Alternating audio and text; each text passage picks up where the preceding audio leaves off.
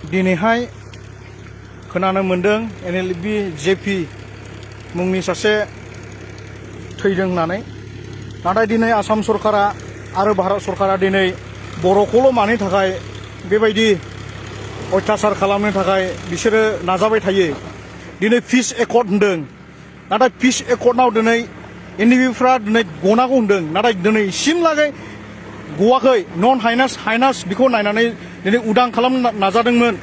थेवब्लाबो दिनैसिम बिटिआर सरकारा दिनैसिम नारसिनाखै आसाम सरकारखौ आरो भारत सरकारखौ दिनै दुखु मोनदों खोनानानै दिनै खर'आव माबा मोनसे जादों दिनै बिटिआर एकर्डआ मोनसे डेभेलपमेन्ट प्रसेस लानानै फैदों नाथाय मोनसे पिस एकर्ड जों बेखौ बुंनो हाया आइ उइल नट एक्सेप्ट डेट मानोना जोंनि खर'आव बयहाबो मोनसे साननाय दङ जों पिस एकर्ड जों बुंनो हालिया मानोना दिनै बर'फ्रा मानि थाखाय एनएलबि निउ गोदान संगठन दानो गोनां जाखो मानि थाखाय आं खर'आव जोंबाय खिन्थु बुंनो थाखाय राव गैले आसाम सरकार बिटिआर सरकार आं नोंसोरखौ धुमखिसो होदों बे भिडिअखौ हागौमानि शेयार खालाम दिनैहाय रन्जन दैमारिखौ दिनैहाय गगोन होननानै बुंदों नाथाय मानि थाखाय सख'नो हायाखै दिनै बिनि थाखाय नांग्रा उखिला मानि थाखाय बे कर्टजों सोमोन्दो गैया गहोनो हाया मानो बुंदों मानि थाखाय बेफोरो मानि थाखाय आं लाजिनाय मोनदों बिटिआर एकर्डखौ आं पिस एकर्ड होननानै गनायनो हाया मानोना गोदान एनएलबि जोनोम जानायावनो आंहा दुखु दं दिनै सासे सुबुङा दिनै गावथारजेन जाबाय अब्ला जों दिनै फरायसाफ्रा नेक्स्ट टाइमाव जोङो लामा ससे ओंखारनो हायो जोङो सासपेक्ट खालामनानै जोङो लामा सामायाव जोङो लांनानै गावथारहैजागोन होमब्ला जों सोरखौ दाय होगोन आसाम सरकारखौना भारत सरकारखौना बिटिआर सरकारखौ बेखौ शेयार खालाम हागौमानि दिनै बर' युथ्सफ्रा गनायनानै लानो हानाय नङा सिदा खोथा नांगौ जायोब्ला साफा न'खराव बोखांनानै भारत सरकार आरो आसाम सरकारजों नांनो थाखाय जुजिनांगोन डिभाइड आसाम 50-50खौ जोङो नाजानांफिनगोन जों लाबोफिनगोन जों जिरायनानै थाया I will never accept this situation सिदा खोथा बुङो एमएलए मन्थ्रि बायदि थानानै दिनै मोनसेबो सेफटि नङा दिनै आसाम सरकारा मानि थाखाय आलफाजों गले सावरायबाय थानो हायो परेश बरुवाया सासे मानसि खावनानै मानि थाखाय गोबां साख्रि डिमान्ड खालामनानै आसामावहाय बेबायदि साख्रि सोहोनो हादों जोंनि बिटिआर सरकारा मानि थाखाय बेबायदि खालामनो हाया दिनै आलफाया गले आसाम सरकारखौ सिगिग्लुंबाय थादों दिनै आसाम सरकारा बड'लेण्डनि बर' सुबुंफोरखौ सिगिग्लुंबाय थादों मानो गोसोआव गोजोननाय गैले रावनिबो सुबुंनि गोसोआव गोजोननाय गैले बेनिखायनो आं दिनै लाइभआव फैदों आं माब्लाबाबो बेबायदि बुंफेराखैबोमोन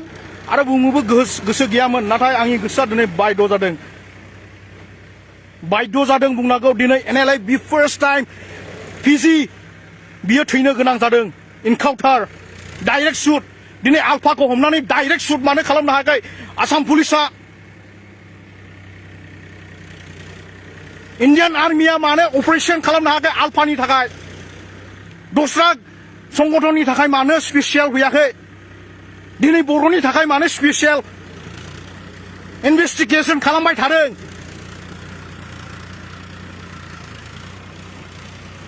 बे मेसेजआ सहैनांगौ जेरैखियालाबो आसाम सरकार এমনটো আই রিকুয়েস্ট ইউ আমি অনুরোধ করো যেহেতু এই আজি এনেলে বি যদি মরিবা পারে আলপা কিয় মরিবা নোৱাৰে আলপা কিয় মারিবা নোৱাৰে কিয় সংগঠন আৰু গঠন হব লাগা হল এনেলে বি আপুনি যদি বিটিআর একৰ্ডটো পিছ একৰ্ড মানি ললে তেনেহলে অল ইণ্ডিয়া বি ইটো হেৰি দিয়ক জেলৰ পৰা সোনকালে হেৰি দিয়ক তাৰপিছত এনেলে বিক আহ্বান কৰক ৰিকুৱেষ্ট কৰক কথা পাতিবলৈ ৰিকুৱেষ্ট কৰক কিয় বৰক এনে হত্যা কৰি থাকে কিয় ৱাই ভাৰত চৰকাৰ আৰু আসাম সরকার কিয় বরত ইমান কিবা করে কিয় I am today angry bird হেমন্ত বিশ্ব শর্মা প্রমোদ বড় जोंबाय प्रमोद बड़ पिस एकर्ड जों गनाया बे मोनसे डेभलपमेन्ट पिस डेभलपमेन्टसो माखासे बुस्थु गैयैखौ लानानै फैदों बेखौ जों पिस एकर्ड होननानै गनायनो हाया दिनै बर'आ थैबाय थागोनला थैबाय थायोब्ला जों माबोरै जोङो बड'लेण्ड पिस एकर्ड होननानै बुंनो हागोन I will never accept that this accord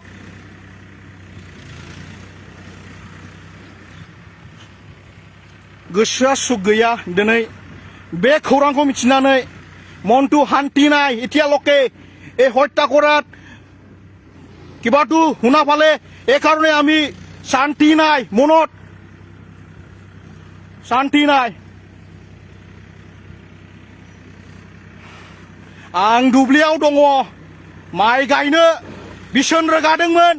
नाथाय आङो जेब्लानाखि फेसबुकखौ खुलिदों अब्ला आङो नुदों एनएलएबि थैनो गोनां जादों मानि थाखाय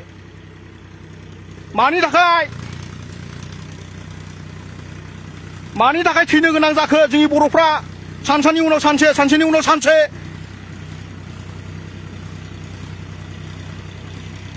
आंनि गोसोआ मानिनो हायाखै बेबायदि जुदि युथ्सफ्रा थैबाय थायोब्ला नेक्स्ट जेनेरेशन थाया आरो थानायबो नङा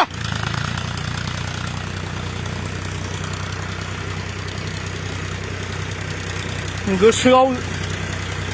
सुंग्रिखांदों दिखारनांदों बे खौरांखौ नुनायजों लोगोसे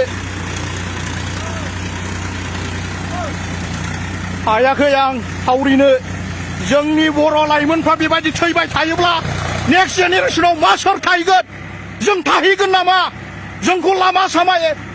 उनावहाय जोंखौ सासपेक्ट खालामनानै जोंखौ सिथारहैबावगोन नामा बेबायदिनो जालांबाय थागोन नामा जोंनि बर'नि गेजेरावहाय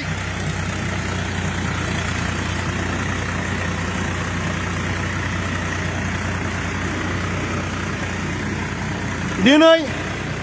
आलफाजों गले गले सावरायबाय थानो हायो पिस एकर्ड लाबोनो थाखाय दिनै एनडिबिखौ डिसबेन्ड खालामबाय नाथाय बिनि उनाव दिनै मोनसेबो साननायफ्रा जाफुङा जानायलाय दिनै गोदानै एनएलएबि संगठन दानो हमफिननो हमबाय मानि थाखाय दानो गोनां जाखो दिनै जोंखौ एनडिबि बेन जानायनि उनाव दिनै गोबां हारिफ्रानो जोंखौहाय मिनिदोंमोन टाउन सहर बायदि बायदि गामिफ्राव जोंखौ गिलेमोन जोंखौ मान सनमान दोनलेमोन नाथाय एनएलएबि जोनोम जाफिननायनि उनाव जोंखौ एसेब्लाबो गिनो हमफिनदों दङ होननानै दिनै आलफाया बेबायदिनो आसाम सरकारजों रायलायबाय थानो हायो नाथाय बिसोरखौ इनकाउन्टार खालामनो हाया मानो खालामनो हाया डाइरेक्सन मानो खालामनो हाया बिसोरखौ मोनब्लाबो दिनै बर'खौ मोनलानो मानो गावो मानि थाखाय गावो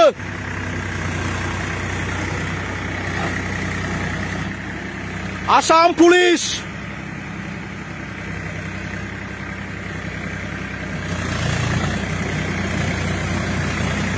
आंनि थैया दिनै गोदौग्लुंदों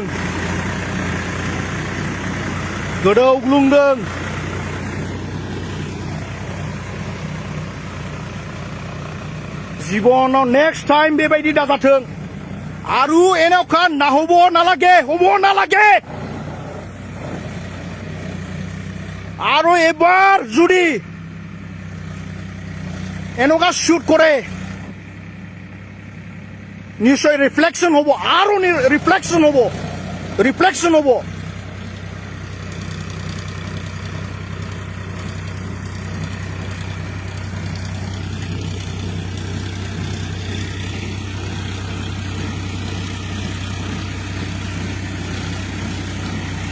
आं दिनैनि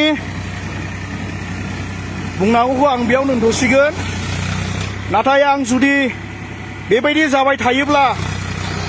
आं सयज' खालामनो हानाय नङा आं ओंखारगोन सिदा खोदा